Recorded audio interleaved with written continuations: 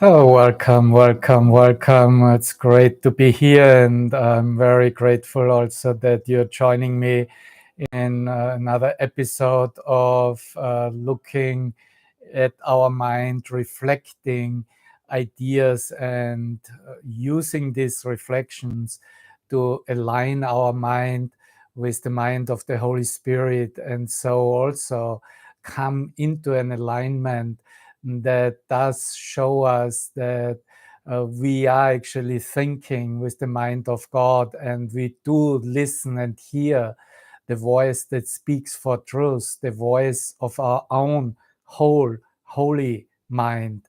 And that Holy Spirit isn't really something that we should look outside ourselves, somewhere in whatever spiritual realm, but always identify or realize within our own mind, within our own self, because only there the Holy Spirit is. The Holy Spirit is not an, a fantasy that we follow by faith, but the Holy Spirit is really that faculty through which we do recognize the truth of our mind, the truth how our thinking is aligned with that for which we have no words in truth, because there are no words in truth. And so the closest that we can come is really experiencing within time space, within the dream, experiencing miracles, is through that action of forgiveness, coming to the clarity that this is not just a fantasy, as I was just saying, but really a way of thinking, and therefore a way of experiencing, because our thoughts are prior to our experience, and what we experience we make real or we believe in. And therefore it becomes so essential and necessary to change our mind about everything.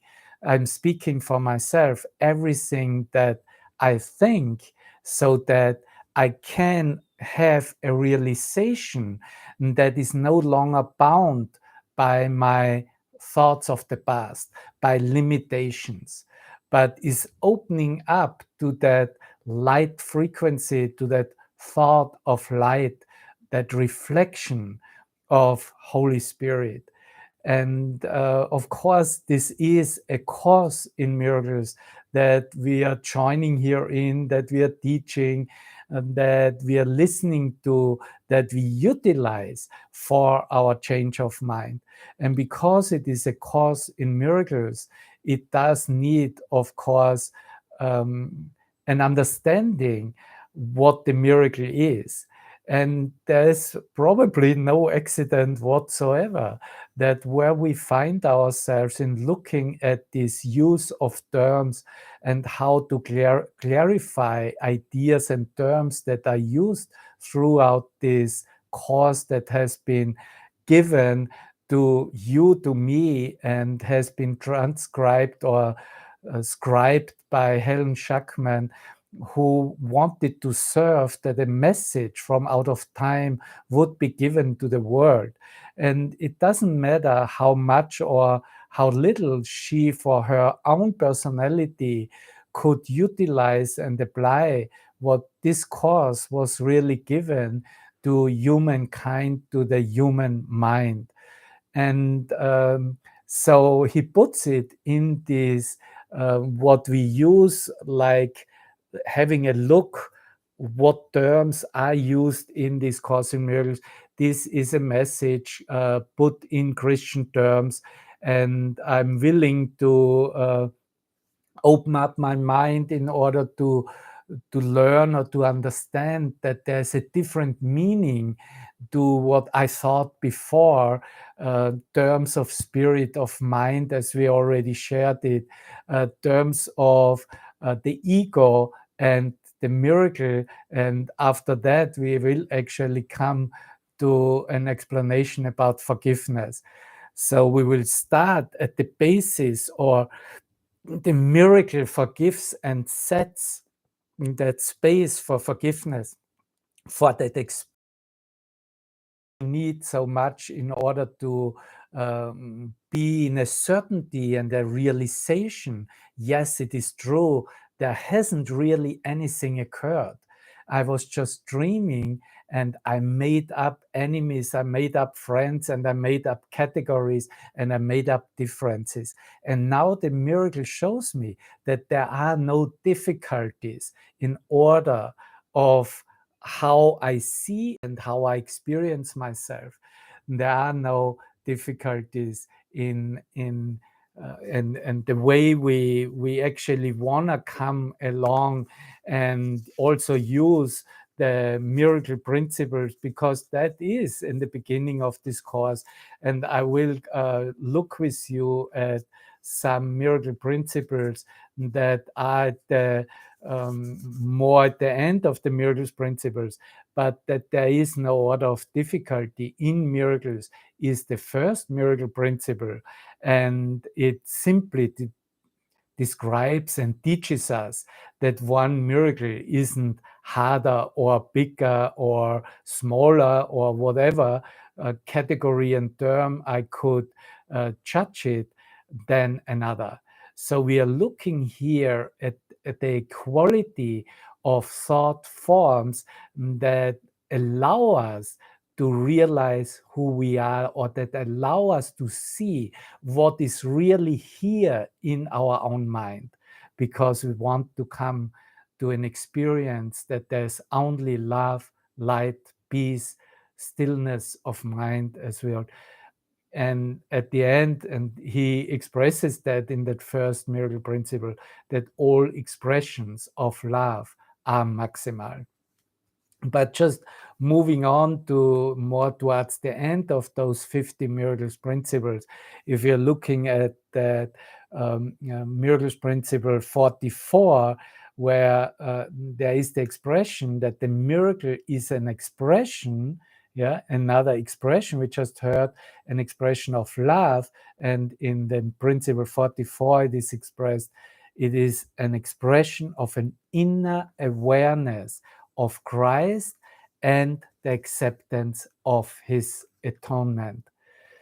So, an inner awareness of Christ and the acceptance of his atonement. Interesting, isn't it? It's basically a direction that the acceptance of the atonement of Christ's mind as walking with me, as being that faculty that brings literally, that brings about that experience of forgiveness, that brings about that realization nothing has been done to me, nothing is really going on in this dream in time space I call my world, or whatever world. And from there, we might look at the last miracle principles, where it is expressed in 49 that the miracle makes no distinction among degrees of misperception. We just said there is no order of difficulty in miracles, and one is not smaller and bigger and whatever category. Now he shows us that any degree of misperception is the same, and the miracle is basically this corrective functionality within our mind, showing us that there is a faculty within my mind that doesn't make a distinction between degrees of misperception. And you know exactly what we are talking here about. Oh, this is not worth mentioning, that is not worth looking at it because it is so small and meaningless. No, the tiniest misperception or the tiniest fear is the same big or the same ego and illusionary reality than the seemingly biggest suffering pain experience that a human being could have. It is a device for perception correction. I just used the word correction, effective quite apart from either the degree or the direction of the error. And this is its true indiscriminatedness. And then the 50th miracles principle says that the miracle compares what you have made with creation, what I have made with creation, right? My own creations, accepting what is in accord with it as true and rejecting what is out of accord as false. So, this is the corrective device that we use as the miracle in order to come to that alignment that we were initially talking, that alignment with the Holy Spirit, because this is the faculty of the Holy Spirit, showing us in any situation and whenever you ask for, will show you what is aligned with the truth is true and what is aligned of your own thinking, of your own creations or creative making with truth is true and is accepted as truth, and what is in limitation, what is set in the opposite of the truth, in the seeming opposite, I have to say, because these are the fear thoughts. This is all about fear, and that is simply discarded as false. That is simply let it go. Or he says, even reject it. Now, we need this understanding by having a good look of how that is offered in the perspective of seemingly offered an alternative, as I said previously, that in the clarifications of terms, the miracle is set as the alternative to the ego. And he's talking literally in that same section in the clarifications of terms about the ego and the miracle. But in the lesson that I'm practicing today on the 134th day, which is basically the practice of true forgiveness, or come to a clear recognition and understanding what true forgiveness is and offers us. The title is Let Me Perceive Forgiveness as It Is, right? And it is quite a lesson because it is on probably the only lesson and only very few quotes of the entire course where Jesus talks about what is not forgiveness and how it was understood as a kind of a pardoning. And which leaves basically the reality of sin and guilt intact. And this is what we were practicing since the beginning of time, or since we became aware of that there is some value in forgiveness. We were not really capable to live and experience true forgiveness. It was always set in an order of difficulty, in levels, in categories. And those levels were set in the mind and became, in that sense, holy cows that could not be touched.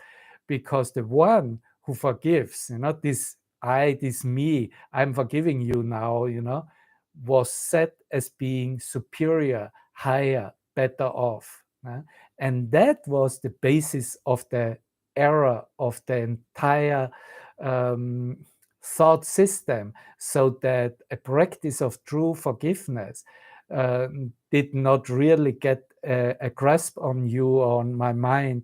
And so we continued forgiving each other, but a part of the mind was still thinking, well, you deserve actually punishment.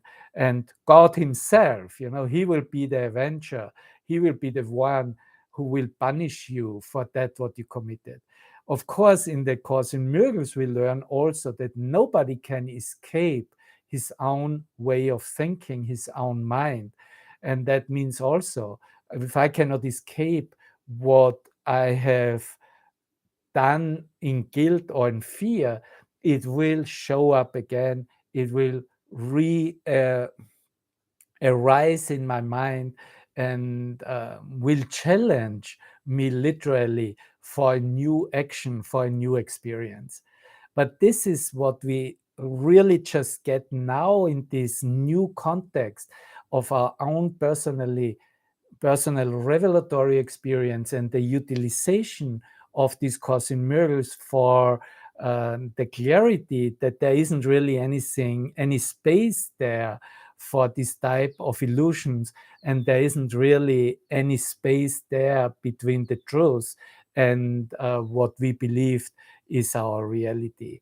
So we are at the point of overcoming this notion of pardoning and still leaving the reality of sin intact. No, we are now finding ourselves in the undoing process of the meaning of sin and guilt that we have given to ourselves and to everyone.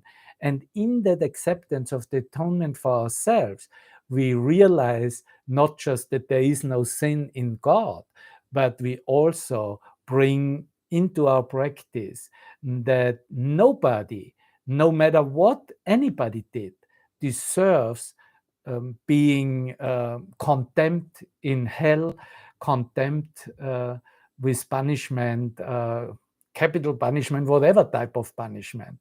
Look, here is really the expression, and I mentioned that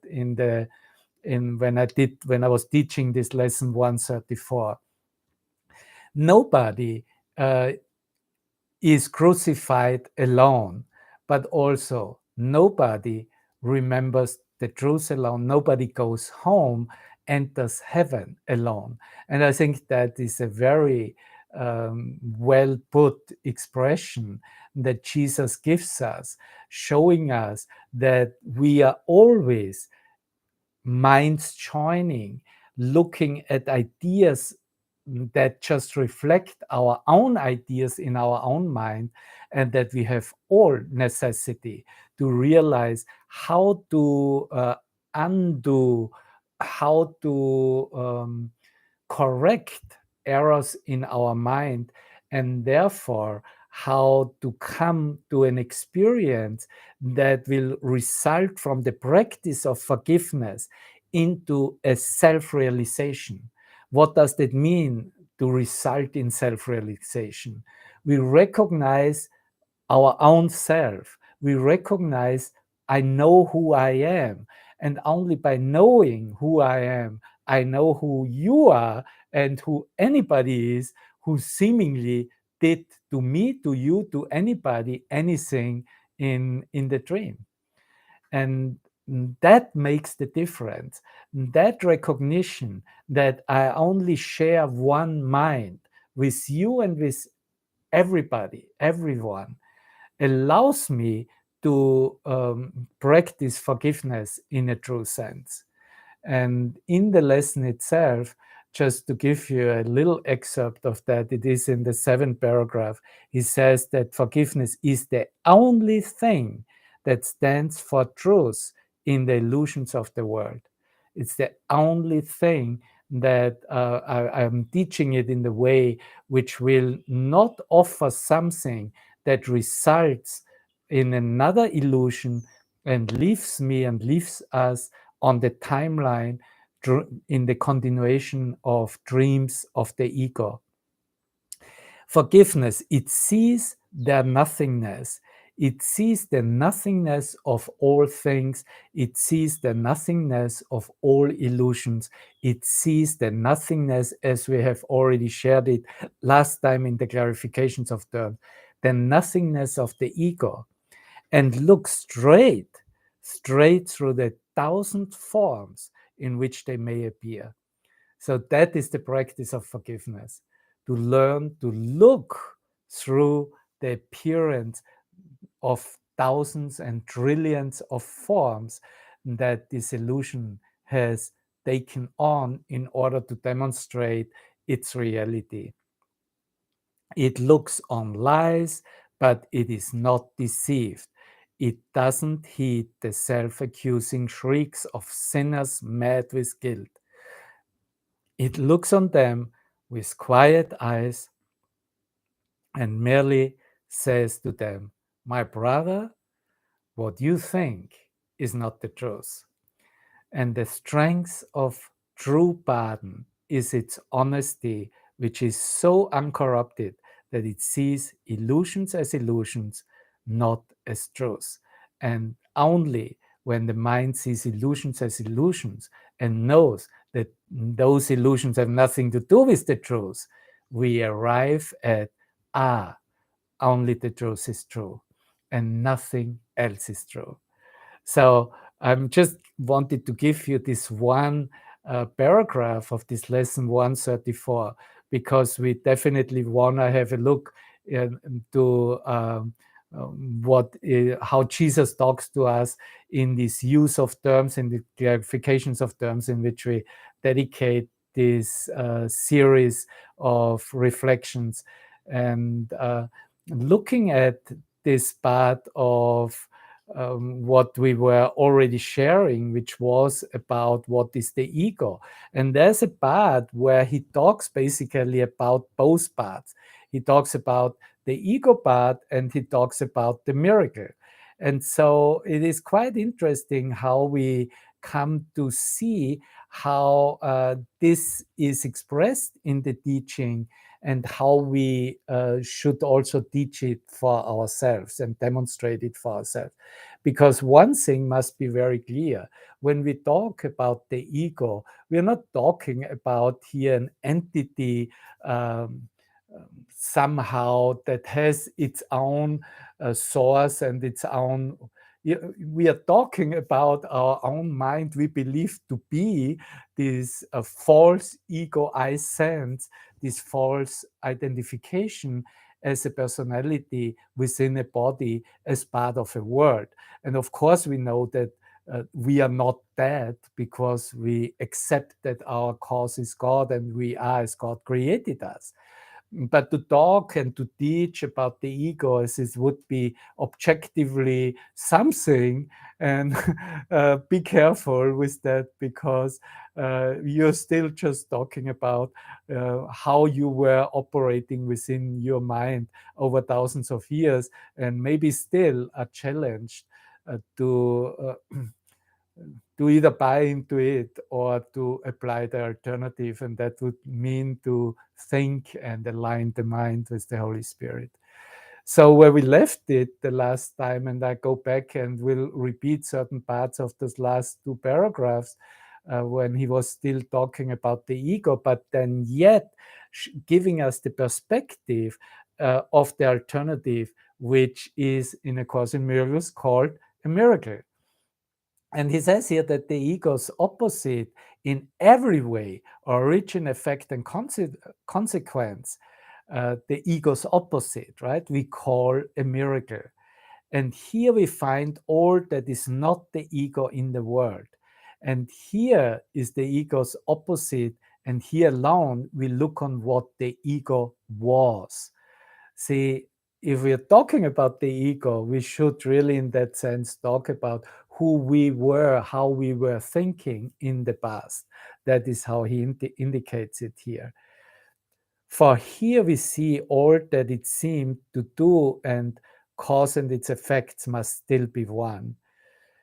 And then he shows what our new experience actually is and how we reflect that in our demonstration. Where there was darkness, where there was just the belief in the ego and in its reality, because the ego is what darkness, dark thinking is. We see the light. Now there is the light. Yeah. And in the next paragraph, then, when he asks the question again, what is the ego and who is the ego? Um, we get the answers, nothing and nowhere, and where is the ego? Nowhere. But again, he gives very beautiful expressions of this um, dawning in our mind of the alternative, that is the miracle mindedness, that it is the acknowledgement, yes, there is a way of looking and seeing everything with that power of light of the Holy Spirit. And he said here, where evil was, there now is holiness. And in the context of where is the ego, he expresses it then, um, where there was crucifixion, now stands God's Son. See, that recognition of each other as being God's Son, the Son of God, is the alternative, the replacement idea of the crucifixion idea. And the crucifixion means categorization, meaning, leaving it all in the meaning of the past. And then, of course, it goes to judgment and condemnation. And punishment is deserved, and therefore it is all the complex of crucifixion. There is no acknowledgement of who the Holy Son of God in truth is. But this is where we arrive in that new practice and utilization of what the Course in Miracles offers us. And I love when he basically put it then, what is the ego? Who has need to ask? This is answer. No? You know, everybody wants to go around and ask, well, what is the ego? Who has need to ask, brother? And where is the ego? Who has need to seek for an illusion? Now the dreams, all the dreams are gone. See, if we are thinking with the Holy Spirit, we have to come up here and acknowledge that all dreams, that dream of separation, is already gone. And now we come to the question, okay, we let that ego go, and we direct our mind. And there might, it's okay, you know, to have for a moment the question, well, what is a miracle? And that question of what is the miracle is also dedicated in the later lessons, basically pretty much at the end of the mind training sequence. Of the 1 year, and we are looking here at the introduction of the lessons 341 to 350, like 365 lessons for 1 year. And in that I think it's 5 paragraphs of that introduction to these later lessons, he gives us at the very beginning a clear answer what the miracle is. It's a correction. A miracle is a correction. Now, here in the use of terms, in these clarifications of terms, he gives a very, very practical answer that surprised me very much so when I saw that for the first time, because he answered a dream as well. What is a miracle? A dream as well, right? As any limitation, any ego thought determines the dream, so is the miracle a dream as well. Well, then there's, of course, a question there, but then what is the difference? And this is what he will definitely show us, because the difference is what I was just saying before. It doesn't leave us stranded on the timeline as contempt in a body or contempt in a self concept of the belief I'm this and that and always changing, and basically trapped and in this sequence, and there wouldn't be any way out of it. Look at all the aspects of this dream, Jesus says, and you will never question anymore. Look at the kindly world you see stretch forth before you as you walk in, and he uses the word gentleness. This is always a representation of the miracle when we actually walk in gentleness, when we treat and meet each other in gentleness, because it is an expression of charity, of love. And that is what the miracle initially was expressed in the miracles principle, an expression of love. Look at the helpers all along the way you travel, happy in the hope of heaven and the certainty of peace. And look an instant too on what you left behind at last and finally passed by. This was the ego, all the cruel hate, the need for vengeance, and the cries of pain, the fear of dying and the urge to kill, the brotherless illusion, and the self that seemed alone in all the universe. See, he goes back again and makes us aware to have a last good look of what that was, us holding on to um, an identity that we knew just brought us pain and suffering and separation. But to look really at this base, this foundation of this ego thought system needs to be the full admission and acknowledgement what that thought system has done to us. And here it is. That's a list, right?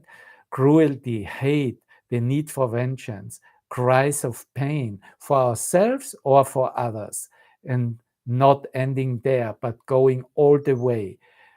Fear of dying, urge to kill, brotherless illusion, and the self that seemed alone and walks alone and doesn't see that he is surrounded and helped by the light and by helpers, by brothers, by light workers, literally, by the miracle itself. That's how we realize then that we holiness envelops everything we see and envelops ourselves.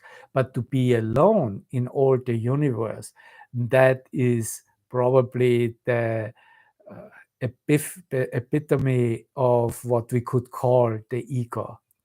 This terrible mistake about yourself, he calls it, about yourself, the miracle corrects as gently as a loving mother sings her child to rest. I don't think there would be a better expression of feeling that, of having a picture to that.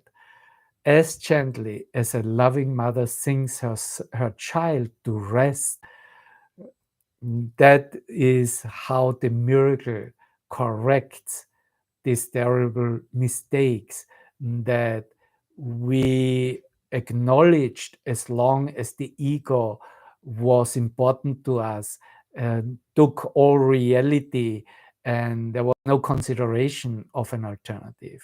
Let's see how it continues here.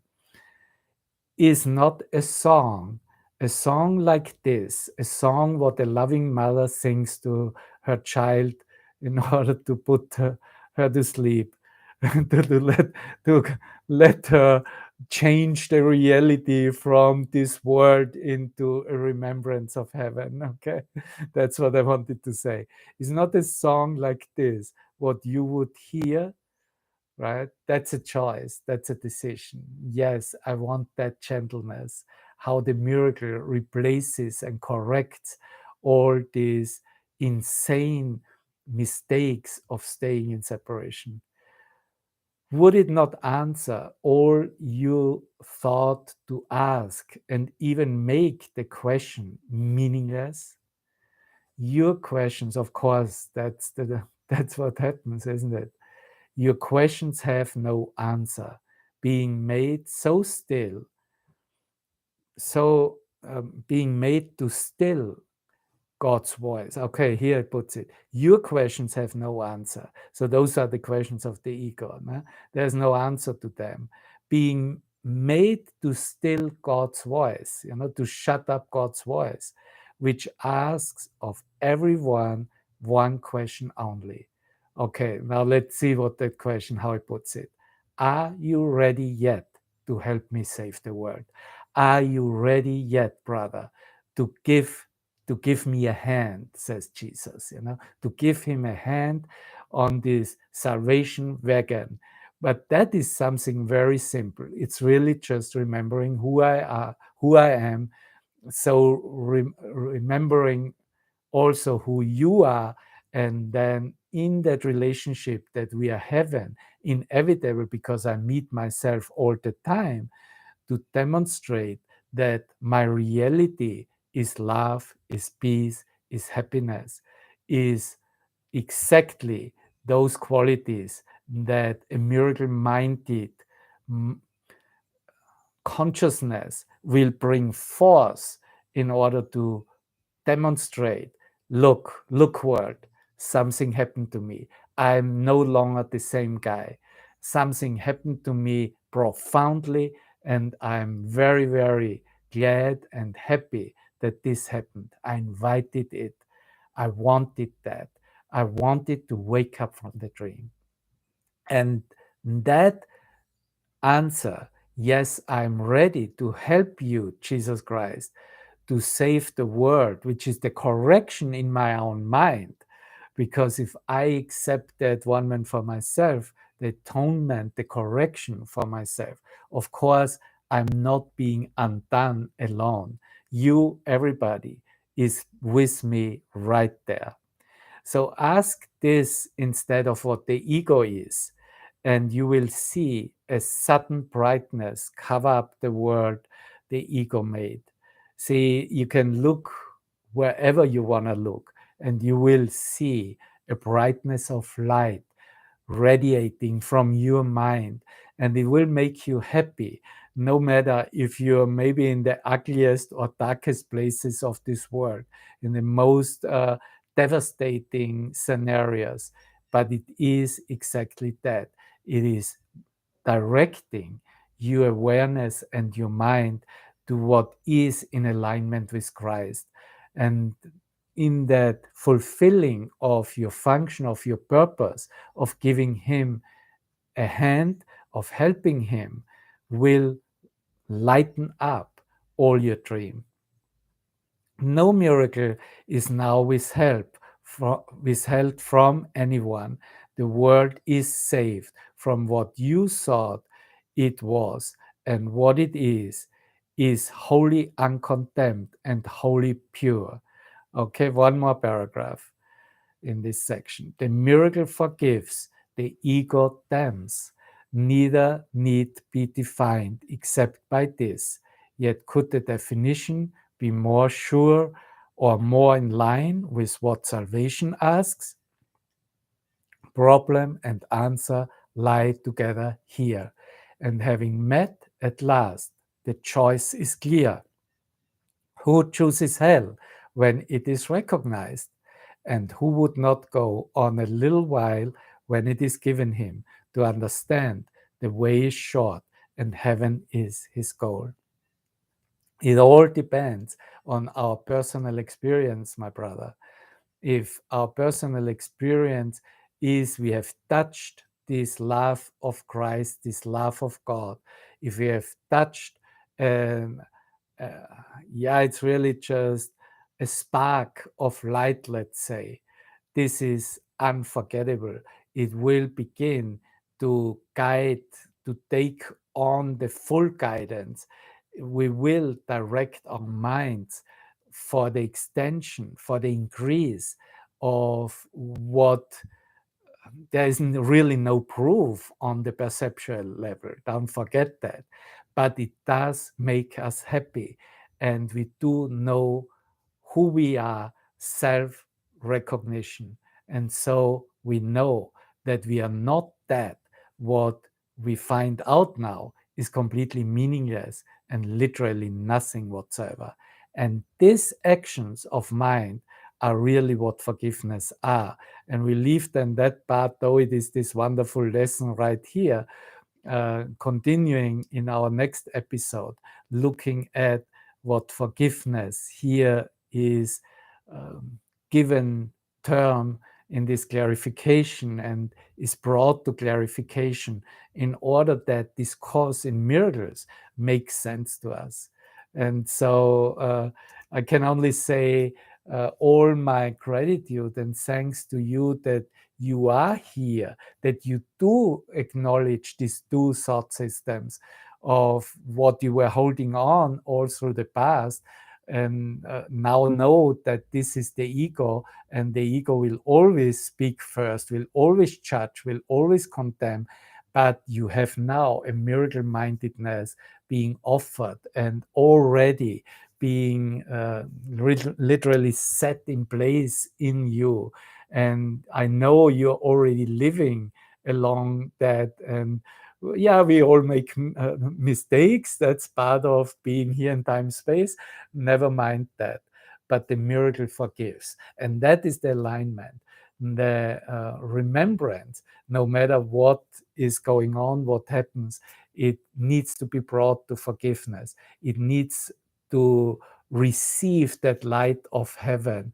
We allow that light of heaven, of the Holy Spirit, shine on all illusions, and that is how we experience how the miracle is that faculty of forgiveness.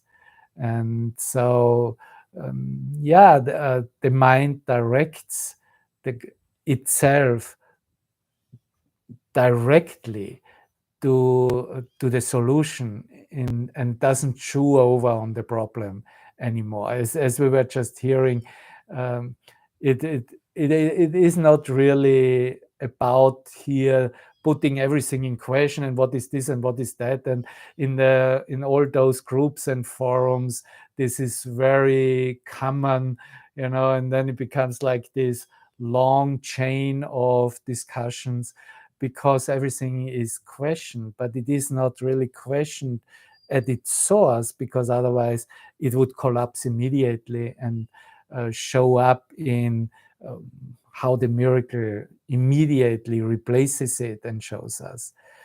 And that forgiveness is the home of miracles, as it is put in the answer that he gives in the workbook of what is the miracle. I liked and want to share just these last few words, because we had already that the loving mother is singing the child in order to rest.